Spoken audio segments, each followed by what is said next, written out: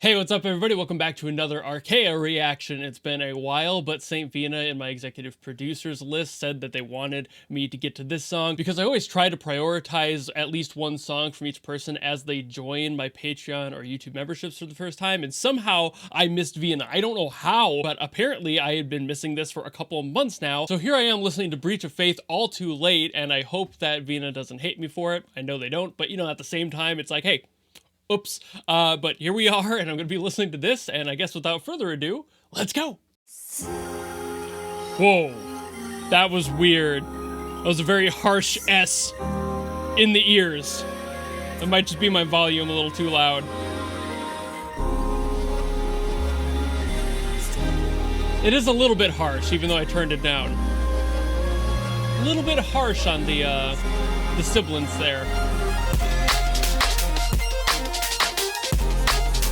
I see why, though. Very mixed high in that register. That frequency is out of control. Ooh. And so is the beat. Hey-oh. Wait.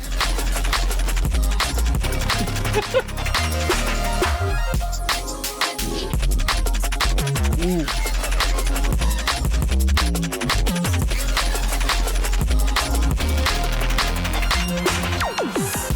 None of these instruments can agree on a beat as number one. They're like, let's all land on different beats. But it all pulls itself back together. Very impressive on that.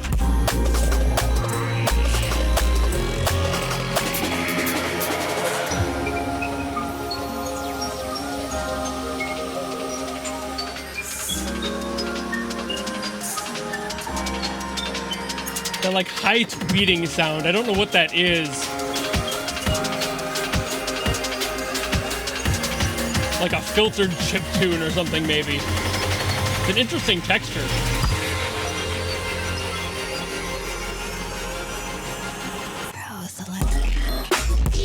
Ooh. Ooh. Ooh.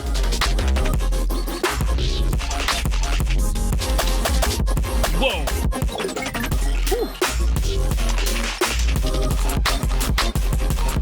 That's a whiplash of a rhythm there.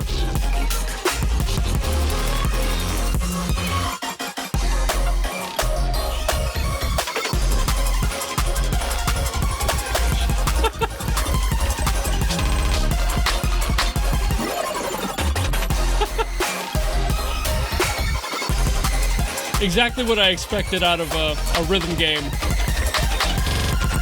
Not committing to one.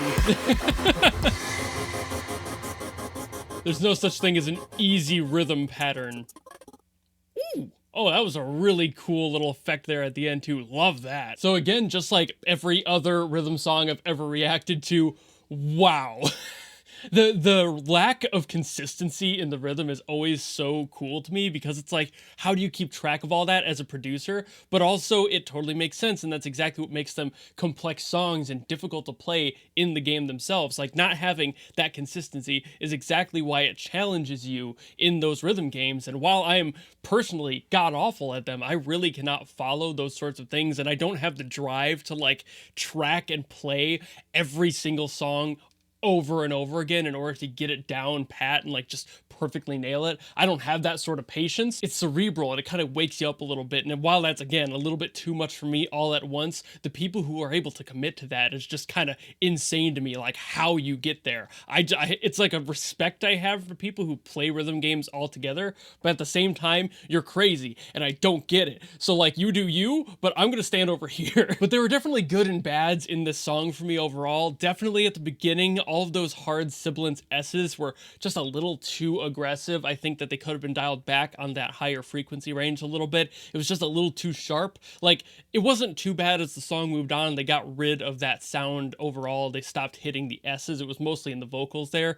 The rest of the song having such a crisp mix at the top, very aggressive in the highs, it made that way too strong on the vocals, and it was almost painful for me, but I'm also fairly sensitive to high frequencies, so that's also a factor. It might not be that case for everybody. But the rest of the mix was great. You could hear everything really well. Like nothing got lost in there. All of the pieces and parts were all definitely doing their jobs in their own ranges and sticking to their own guns. And that was a great balance there. I really love that halftime switch up. And then of course, just bouncing back and just, again, that challenge of being able to track that in a game would be insane. But just hearing that is cool enough, and just trying to listen, figure it out, and trying to count it out is just like, whoa, wait a minute. Oh, where are we going next? It's definitely like that sort of just unpredictability that makes me love this sort of music, but also terrified of it if I were to try and play a game with it in there. And that like stuttering effect at the very end was just super cool. I honestly wish that was kind of earlier in the song as well, but